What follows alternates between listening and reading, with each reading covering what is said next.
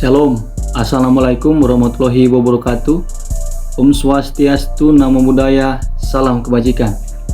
Sebelumnya perkenalkan, saya Jordi Brian Belni Sepang, NIM 21672010002.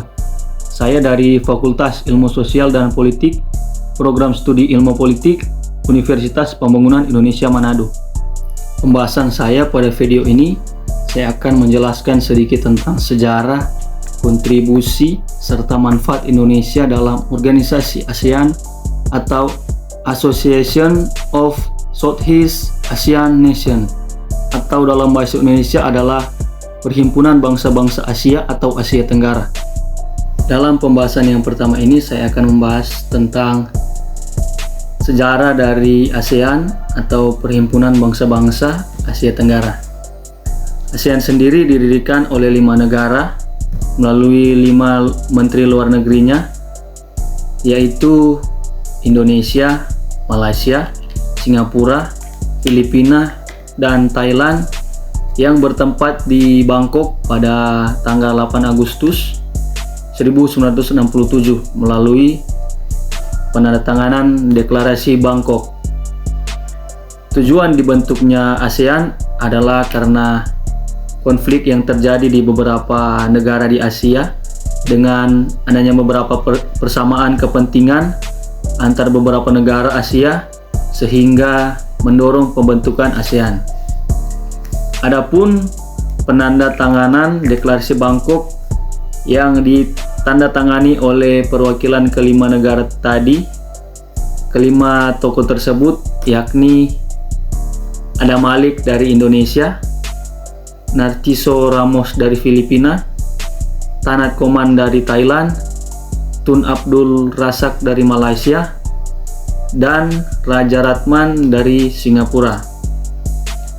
ASEAN sendiri masih aktif dan masih menjadi forum hubungan antara bangsa-bangsa yang ada di Asia Tenggara. Sekretariat atau tempat perkumpulan dari ASEAN sendiri bertempat di Indonesia dan tempatnya berada di Jakarta sebagai ibu kota negara Indonesia.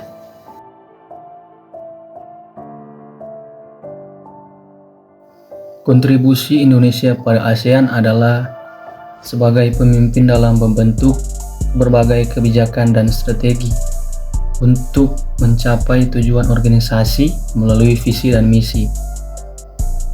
Indonesia sebagai salah satu dari 5 negara pendiri ASEAN pada tahun 1967 telah memainkan peran kunci dalam membentuk visi, arah, dan tujuan ASEAN, serta dalam mempromosikan integrasi regional, keamanan, dan stabilitas di kawasan Asia Tenggara.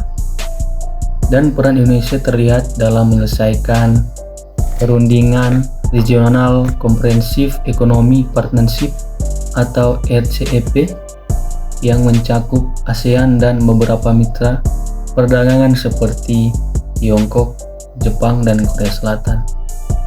Serta pada perkembangan Indonesia ini juga memainkan peran penting dalam mempromosikan upaya keberlanjutan di ASEAN melalui program ASEAN Framework on Disaster Management, ASEAN Agreement on Transboundary Ash Pollution, dan ASEAN Center for Biodiversity. Adapun beberapa manfaat atau keuntungan ASEAN bagi Indonesia, yang utama adalah meningkatkan perdagangan internasional. ASEAN memberikan akses pasar yang lebih besar bagi produk Indonesia, dan hal itu membuat peningkatan akan pertumbuhan ekonomi dan menciptakan lapangan pekerjaan di Indonesia. Kemudian, keuntungan ASEAN dalam mendamaikan perselisihan antara Indonesia, Tiongkok, Vietnam, dan Taiwan atas daerah perairan di timur laut Kepulauan Natuna, yang masih terus diusahakan agar tidak ada kekerasan dalam sengketa tersebut. ASEAN telah mampu menciptakan stabilitas, perdamaian, dan keteraturan di kawasan sehingga membantu Indonesia untuk melanjutkan program-program pembangunan di segala bidang dan mendorong Indonesia untuk menjadi bangsa yang lebih maju. Demikian video presentasi singkat mengenai sejarah, kontribusi, serta manfaat Indonesia dengan bergabung di ASEAN. Selebihnya mohon maaf bila ada kesalahan kata atau kalimat yang saya ucapkan. Terima kasih. Mari bergabung dan berkarya bersama kami di Universitas Pembangunan Indonesia Manado, yang bertempat di Jalan RW Mongin CDV nomor 129, Bahu, Kec, Malalayang, Kota Manado, Sulawesi Utara.